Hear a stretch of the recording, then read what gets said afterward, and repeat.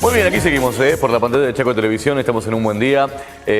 Para compartir nomás, hace un rato llegaba Darío Vargas, que estábamos hablando, uno de los ganadores de la canasta, y cómo llega a vernos, digamos, ¿no? Tuvo inconvenientes por una tormenta en el barrio el año pasado. ¿Se acuerdan que el 31 hubo un tormentón en la ciudad de Resistencia? Y se le cortaron los cables en su casa del cable, del videocable, digamos, del viejo cable color. Y tenía la antena de TDA guardada por ahí, la instaló y empezó a ver un buen día. Antes no lo veía. Y a partir de ese día no nos dejó de ver nunca más. Y recién nos decía que le alegramos la mañana, que está bueno. O sea, fíjate vos, por una desgracia de que se le hayan roto los cables y que la empresa no le haya ido a arreglar, tiene la eterna desgracia de vernos a nosotros. Así que, bueno, no sabemos si en este caso fue peor el remedio que la enfermedad, pero ganamos un televidente. Desde acá ganamos un televidente. Señores, vamos a hablar un poco de historia, vamos a hablar de lo que pasa en la provincia del Chaco, de lo que ha pasado en la provincia del Chaco. En realidad está Eduardo Barreto con nosotros. Le damos un fuerte aplauso. ¿Cómo le va, profe? Hola. Buen día para todos. Anda usted? ¿Cómo están? ¿Cómo Pero están? muy bien. Me alegro mucho. De ánimo un poco más arriba. Sí, un poquito, porque tenemos algunas satisfacciones de índole deportivo, ¿no? Bueno. Tienen que ver con el viejo anhelo de poder clasificar en primer lugar. Lo habíamos hecho en el campeonato B del año 2013, creo. Después no nos fue tan bien. Sí. No nos fue tan bien en aquella época y bueno... de hecho nosotros ascendimos y ustedes no. Digamos, claro, y después fuimos invitados, y sí. Si fuimos invitados debe ser por trayectoria, ¿no? Mira cómo me da gana siempre. Bien. Siempre. Bueno, profe, felicitaciones primero por lo de Sarmiento. Le voy a convidar un mate, fíjese los colores que tenemos acá. Para mí me lo hicieron a propósito, pusieron los colores de un buen día. Tienen los colores muy sarmientistas, el logo, el mate, el termo, todo. Así que bueno, felicitaciones por eso y por ser punteros de esta zona, y ojalá les vaya bien en la zona que viene. Va a ser difícil porque son rivales de mucha categoría, tanto los salteños, los jujeños, ahora cambiaron, pusieron un sanjuanino en lugar de un santafesino, y asciende un equipo sobre 16 que disputan, entonces va a ser va a ser complicado. Pero, ¿qué le dice? Bien, vamos a luchar con todo. Copa Argentina también, vamos ahí a definir entre Sarmiento y Forever. De arranque. De arranque nada más, partido de vuelta. Bueno, suerte. Así, y ojalá el año que viene podamos... Yo no creo en la suerte, pero de todas formas me parece que lo que hay que poner acá es lo que todo el mundo sabe, ¿no? Sí, cojones, como dicen en España. Bueno, profe, antes de meternos en el tema del día de hoy, que tiene que ver con la historia cruda, triste un poco de la provincia del Chaco, estamos en temporada navideña, estamos en temporada de recuerdos. Sí. ¿Cómo era la Navidad en su infancia? Estamos hablando de los años 50, ¿no? Sí. Yo soy nacido en 1948. Y a propósito de lo que vos comentabas recién, de que los chicos hoy se comunican vía teléfono móvil, camaritas de televisión, distintas tecnologías, ¿no? Sí. Nosotros cuando queríamos mandar un saludo en Navidad, lo hacíamos si teníamos un pariente en Córdoba o en Buenos Aires, lo hacíamos por telegrama. Y el telegrama tardaba entre 15 y 20 días en llegar. Y nos cobraban carísimo por palabra. Claro. Entonces, lo escueto del comunicado decía: les deseamos felices Navidades. Punto. Familia Barreto.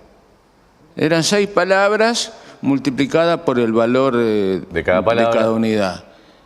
Eso lo mandábamos entre el 10 y el 15 de diciembre para que esté llegando el 24 o el 30 de diciembre. A lo mejor llegaba después de Navidad, porque si había un feriado de por medio, 15 días para comunicarnos, Ariel. Y la otra era que también se podía, para aquellos que tenían un poquito más de dinerillos, lo podían hacer telefónicamente. Pero esa noche del 24, para poder saludar a un pariente de la Argentina, a un amigo, a un familiar, había que ir a lo que en aquel momento se llamaba la Unión Telefónica, que era como, después fue Entel. Sí. Y había que pedir turno. Es decir, ¿me puede anotar una llamada para Santa Fe? Entonces la operadora, que estaba con esos equipos de auriculares, etcétera, enchufaba varios cables y dice, tiene una demora de 7 horas. O sea que se puede dar una vueltita alrededor de las 9 de la noche y ahí a lo mejor se puede conectar con su familiar. Bueno, nos anotábamos a las 2 de la tarde, a las 9 de la noche volvíamos y esperábamos haciendo cola para que nos conectaran con un familiar al que le decíamos buenas noches, ¿cómo te va? Feliz Navidad, chau. Cortaba. Es decir, eran otras épocas, ¿no? Indudablemente que era lo máximo en aquel momento, pero hoy, si vos le contás a los chicos estas cosas, no te miran sí. como diciendo, ¿qué me estás diciendo, no? Y bueno... Ahora un mensaje puede ser multiplicado en no sé cuánta cantidad de millones. Millones, al instante, ¿no? Sí. Y bueno, la otra inquietud era que había más seguridad. Entonces, después de la hora en que sonaban los silbatos de los trenes del ferrocarril ahí en mi pueblo, y sonaban las campanas... Eso marcaba las 12. Marcaban las 12. Por lo general estábamos en casa mis padres y mis hermanos, nada más. Sí.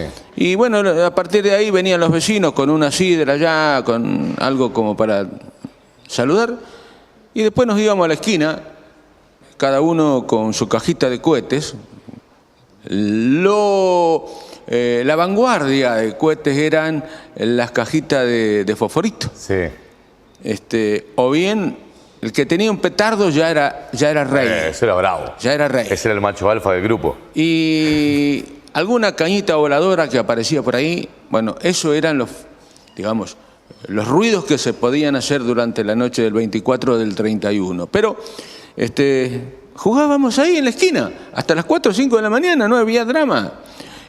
No había que tener cuidado con los que iban borrachos o con los motochorros o con la inseguridad.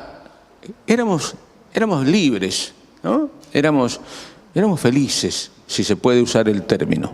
Profe, vamos a meternos ahora ya en el tema del día. Tiene que ver historias poco felices, ¿no? Historias poco felices, a pesar de esta época del año, tiene que ver con campos de concentración. ¿Hubieron campos de concentración en la provincia del Chaco? Si se lo mira literalmente desde el punto de vista de lo que la historia oficial ha descrito, sí. No lo llamaban de esa manera, lo llamaban reducciones. Es decir, ahí tenían a un grupo de hombres reducidos. Si lo miramos desde el punto de vista de la referencia que hacen los relatos de los pueblos originarios, ellos consideraban que esos eran lugares de concentración.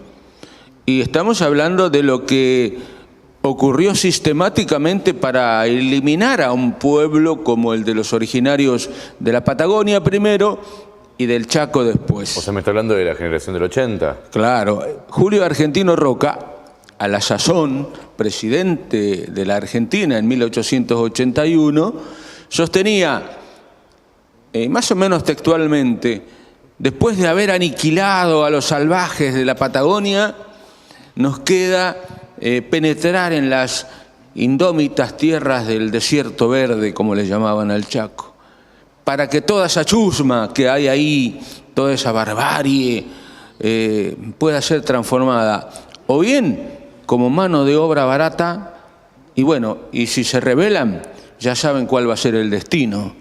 El destino eran las balas.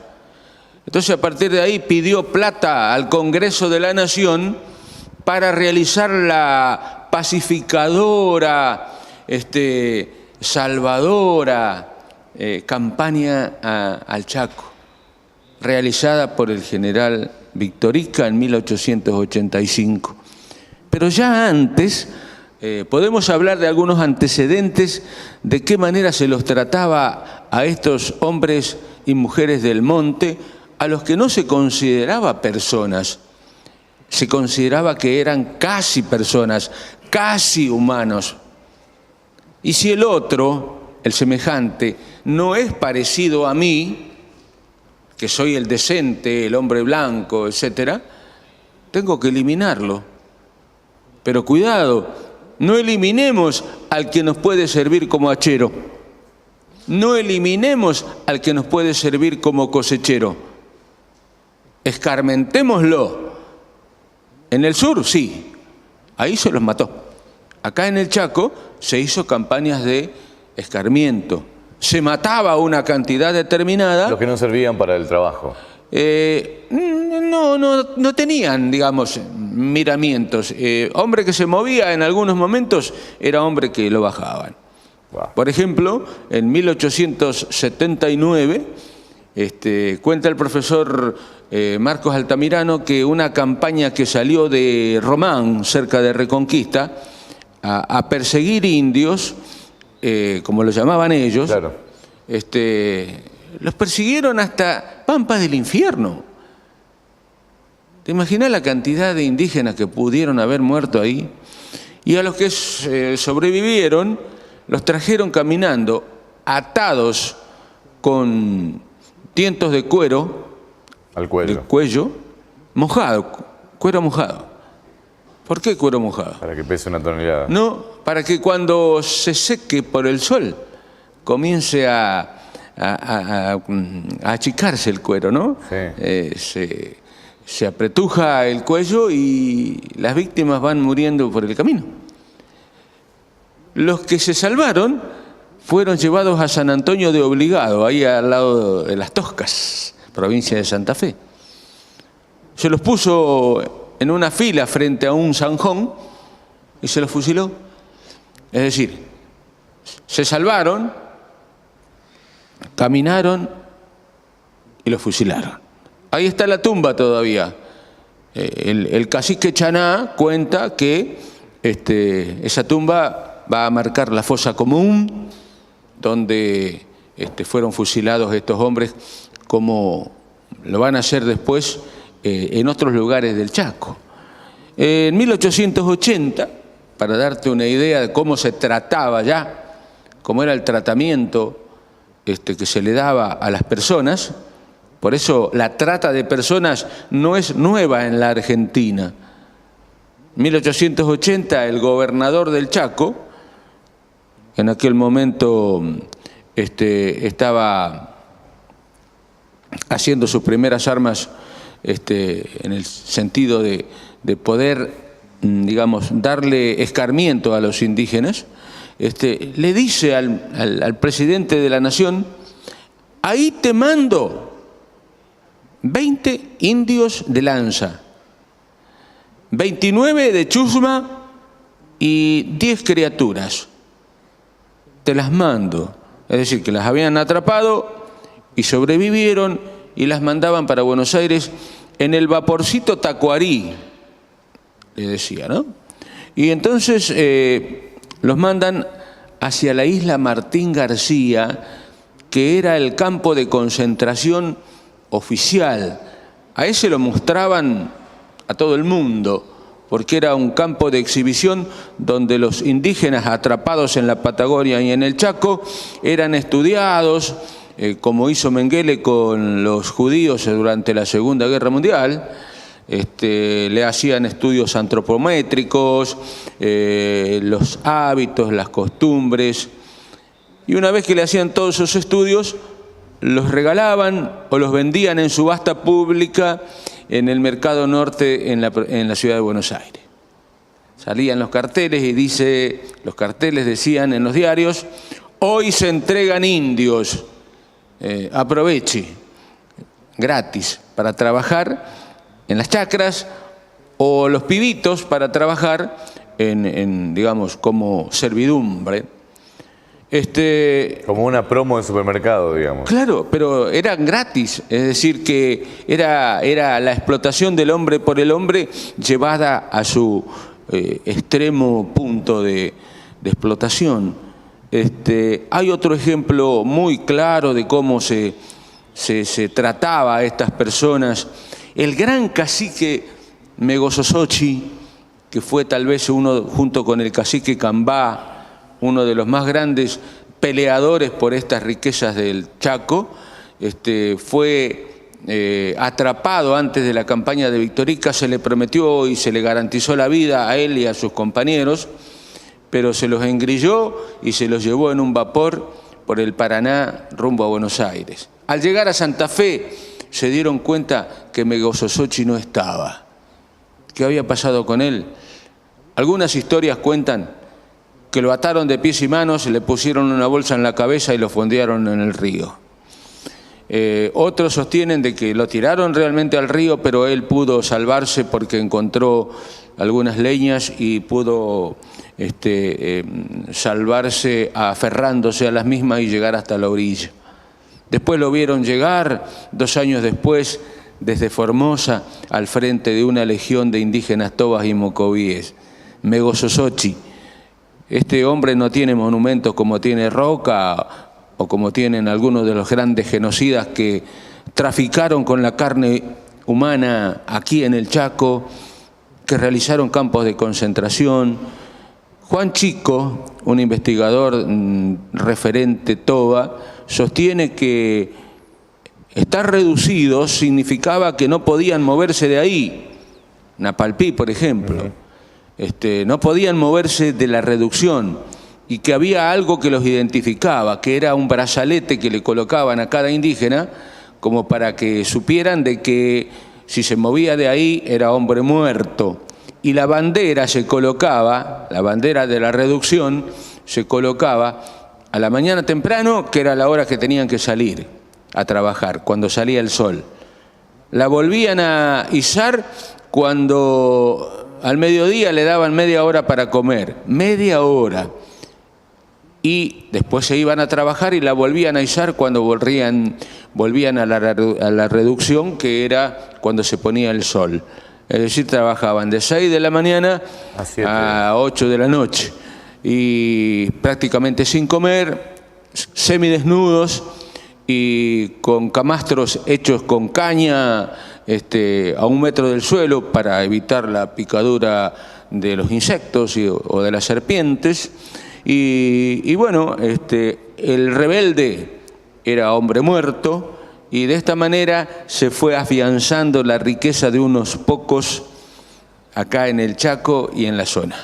Por eso esta palabra que suena dura, suena mal, campo de concentración.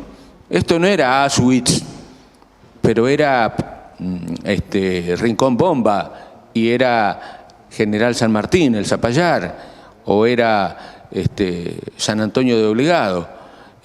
Por eso no es nuevo para nosotros, es duro. Y las personas se las trataba, se las llevaba, se las vendía, se las mataba, a gusto y paladar de la clase dominante que gobernaba en esos momentos.